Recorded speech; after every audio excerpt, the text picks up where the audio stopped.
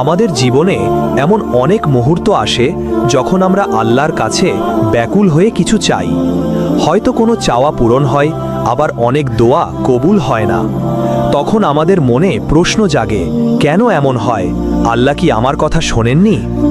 না, এমনটা ভাবা ভুল।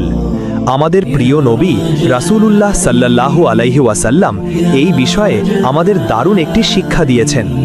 আসুন একটি হাদিসের ঘটনা শুনি। একবার সাহাবায়ে কেরাম রাসূলুল্লাহ সাল্লাল্লাহু আলাইহি ওয়াসাল্লামের কাছে জিজ্ঞাসা করলেন, ইয়া রাসূলুল্লাহ, আমরা আল্লাহর কাছে যা চাই তার সব কি আমাদের দেওয়া হয়?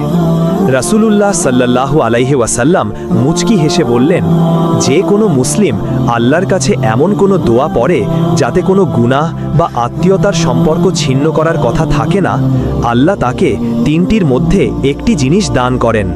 হয় সে যা চেয়েছে তা দ্রুত দিয়ে দেন, অথবা তার আখিরাতের জন্য সঞ্চয় করে রাখেন, অথবা তার থেকে কোনো মন্দ জিনিস দূর করে দেন। সাহাবায়ে কেরাম তখন বললেন, তবে আমরা বেশি বেশি দোয়া করব। রাসূলুল্লাহ সাল্লাল্লাহু আলাইহি ওয়াসাল্লাম জবাব দিলেন, আল্লাহ আরও বেশি দেন। সুবহানাল্লাহ! এই হাদিস আমাদের কি অসাধারণ সান্ত্বনা দেয়। এর অর্থ হলো আমাদের কোনো দোয়াই বৃথা যায় না।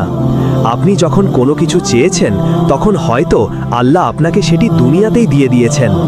যদি না দেন তবে এর বিনিময়ে তিনি আপনার জন্য আখিরাতে বিশাল প্রতিদান জমা করে রেখেছেন, যা কিয়ামতের দিন আপনাকে আনন্দে ভাসিয়ে দেবে।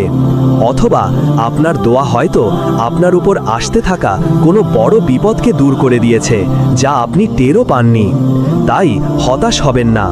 আল্লাহ অসীম দয়ালু, তিনি আমাদের জন্য যা ভালো তাই করেন। আমরা হয়তো তাৎক্ষণিকভাবে বুঝতে পারি না, কিন্তু আল্লাহ আমাদের সব দোয়ার প্রতিদান দেন। সুতরাং দোয়া করুন, বারবার দোয়া করুন, দৃঢ় বিশ্বাস রাখুন যে আল্লাহ আপনার কথা শুনছেন এবং তিনি আপনার জন্য সর্বোত্তমটাই রেখেছেন। আপনার সব দোয়া আল্লাহর কাছে সুরক্ষিত আছে।